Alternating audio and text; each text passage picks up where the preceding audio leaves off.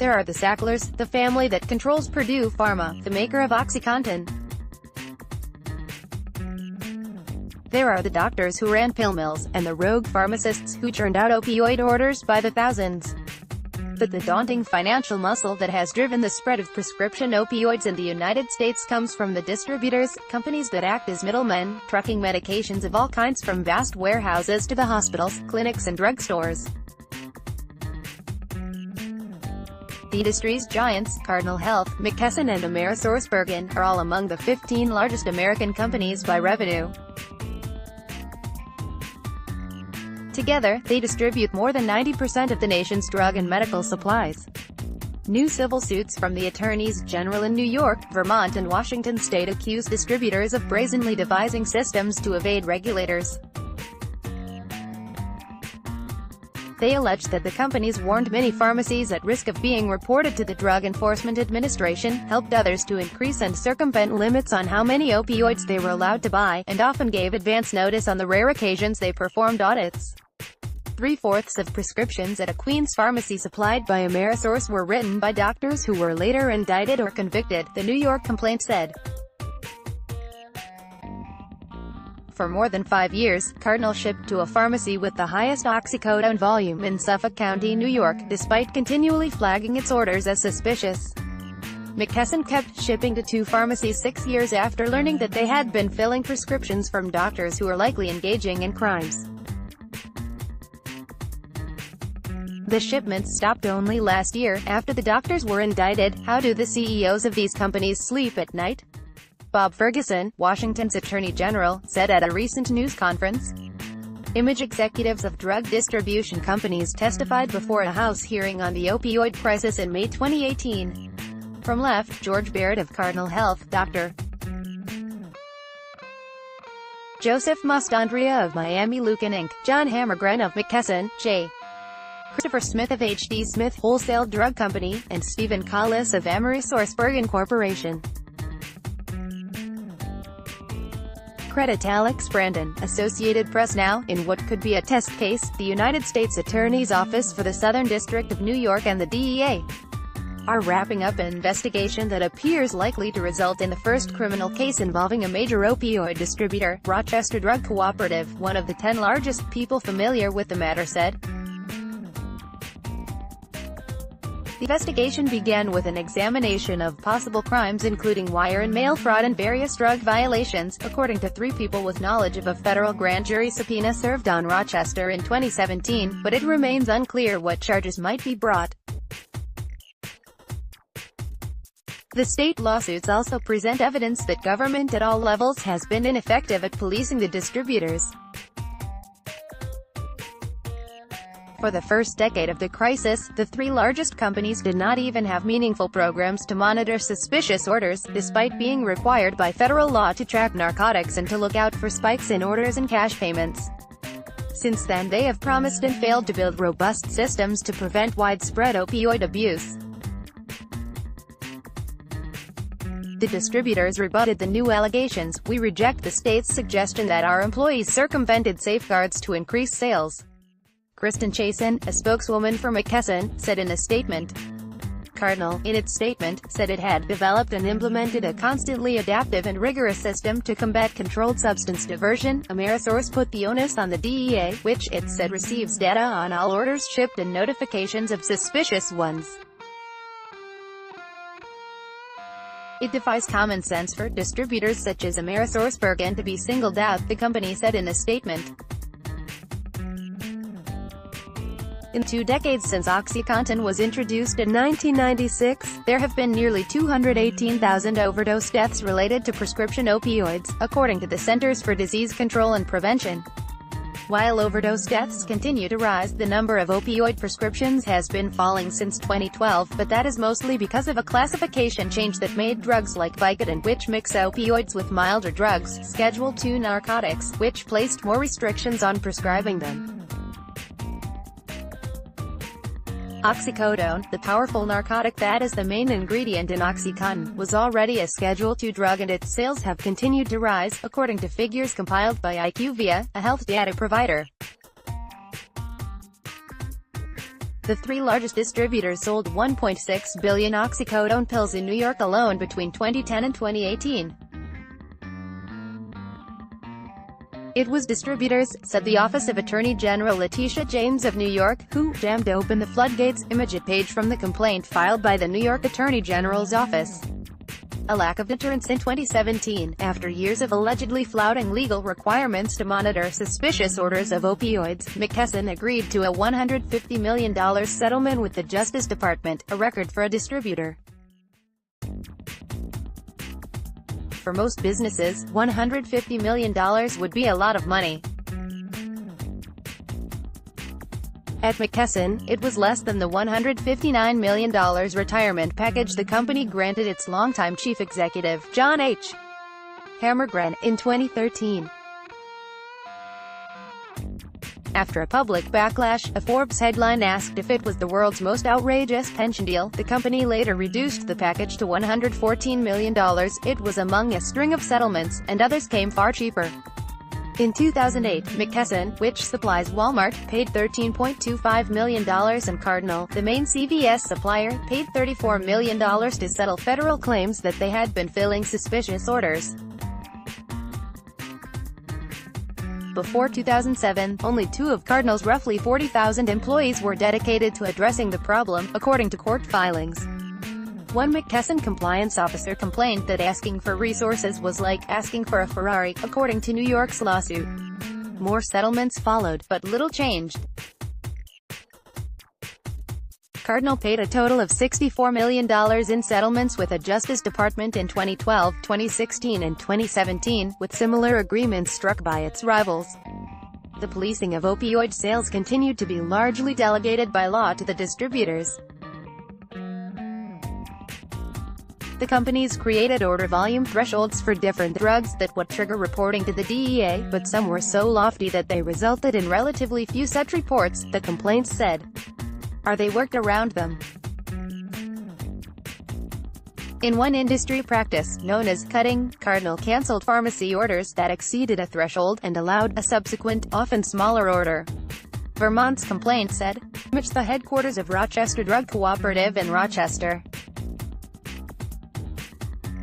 Credit Mustafa Zassane for the New York Times. Brandy Martin, a Cardinal spokeswoman, said that cut orders are reported to the DEA, and were not a tactic to avoid reporting. Egregious moves spurred limited responses, according to the complaints.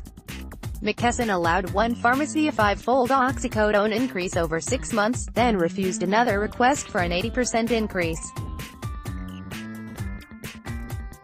The company continued shipping to the pharmacy anyway, even after a rival stopped. McKesson, in its statement, said it was continuing to enhance and evolve its compliance efforts. By last year, executives were summoned by Congress. Both Mr. Hammergren, of McKesson, and George Barrett, the executive chairman of Cardinal at the time and its former chief executive, played down their roles in the supply chain. During the hearings, Representative Kathy Castor, a Florida Democrat, picked out a single drugstore in rural West Virginia that had been swamped with opioids, 4,000 pills a day at one point from Cardinal, 5,000 from McKesson. Don't you take responsibility, she asked, adding, you saw that paying the penalties on your settlement agreements was a cost worth paying because you were making so much money. I wish we had moved earlier to stop shipping to that pharmacy. Mr. Barrett said at the hearing. Mr. Hammergren echoed that, saying, I would have liked to have made a decision faster. Ms. Castor was not satisfied. This was the opposite of due diligence, she said. A criminal inquiry. There was little enthusiasm for policing opioids at Rochester Drug Cooperative, New York's complaint alleges. Image a Rochester Drug Cooperative newsletter announced the retirement of its chief executive, Lawrence Dowd III. Mr. Dowd has sued the company for firing him and has alleged that it conspired to blame him for a criminal investigation of the company. For years, only 2 people at Rochester were assigned to compliance, and 1 had other responsibilities. Amid discussions about hiring a compliance consultant, Lawrence F. Dowd III wrote in an email when he was the company's chief executive that it was making me ill as to how much this is going to cost. Mr. Dowd is now suing Rochester, claiming wrongful termination and contending it conspired to blame him for conduct that the DEA and federal prosecutors in New York are investigating in the criminal inquiry. His suit was previously reported by the Democrat and Chronicle of the City of Rochester. The current chief executive, Joseph Brennan, is on leave. Rochester is a cooperative of pharmacies, so monitoring suspicious orders meant monitoring its own members.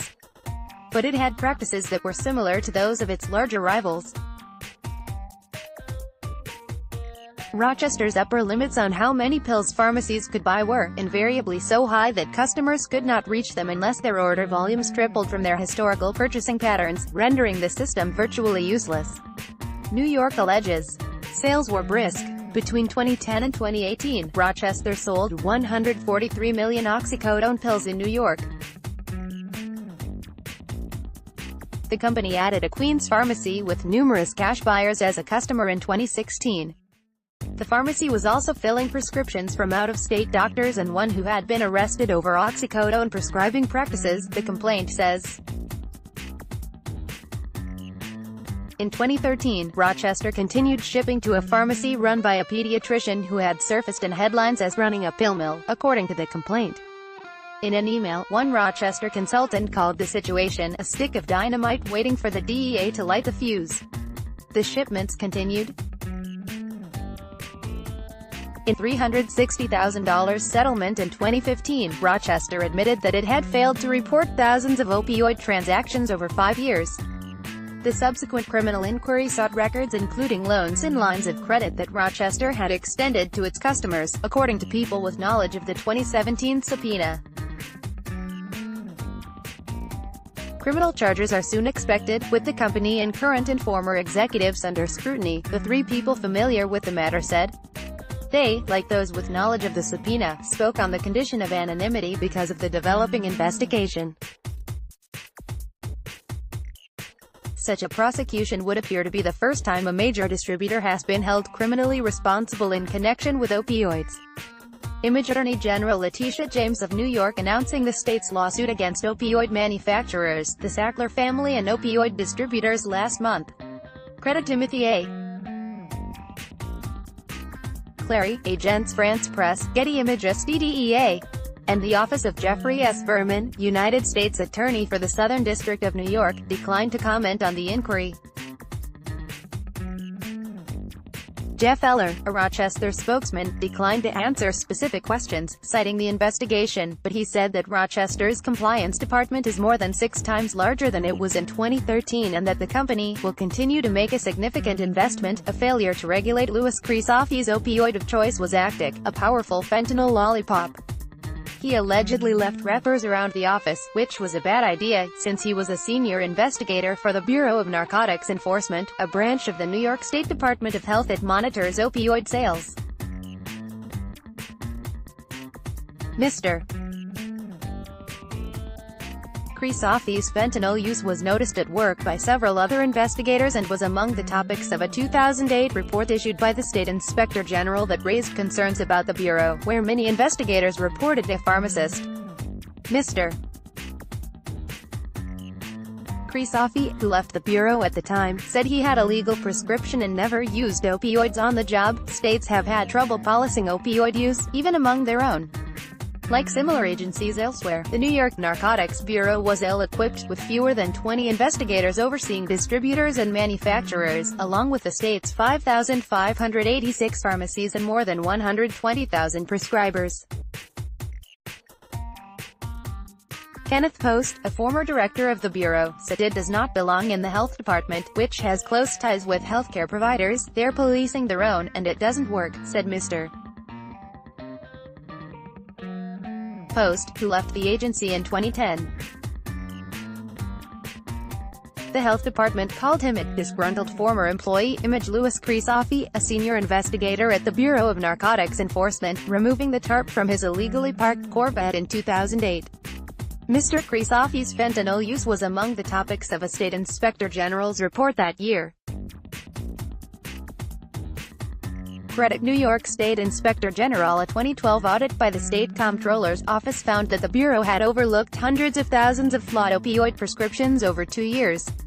The Health Department said in a statement that the Bureau had only limited investigatory power, deflecting responsibility to federal, state and local law enforcement. At the federal level, the DEA does not closely monitor the millions of transactions involving controlled substances, said Paul T. Farrell, a lawyer who represents municipalities in lawsuits against drug makers. The DEA is not the TSA, which is responsible for looking at every passenger going through and screening out those who are threats, he said, referring to the Transportation Security Administration. Instead, he said that, once a tip is made, the DEA will reconstruct what actually happened. In a statement, the DEA said investigations are presented to federal prosecutors, who choose the appropriate litigation strategy. Distributors have marshaled lobbyists, contributing $1.5 million to sponsors and co-sponsors of a 2016 law thwarting the DEA's efforts to freeze suspicious drug shipments. Distributors have also lined up lobbyists with ties to Governor Andrew M. Cuomo of New York, where lawmakers include $100 million in opioid taxes or surcharges in 2 consecutive budgets, though last year's measure is tied up in court. They have hired 2 firms founded or co-founded by one-time aides to former Governor Mario M. Cuomo, as well as Mercury Group, whose executives include former advisors to the current governor. For now, distributors remain largely in control. It's not a good system, said Dr. Andrew Kolodny, an addiction expert. It's the fox guarding the henhouse. Let's block ads. Why?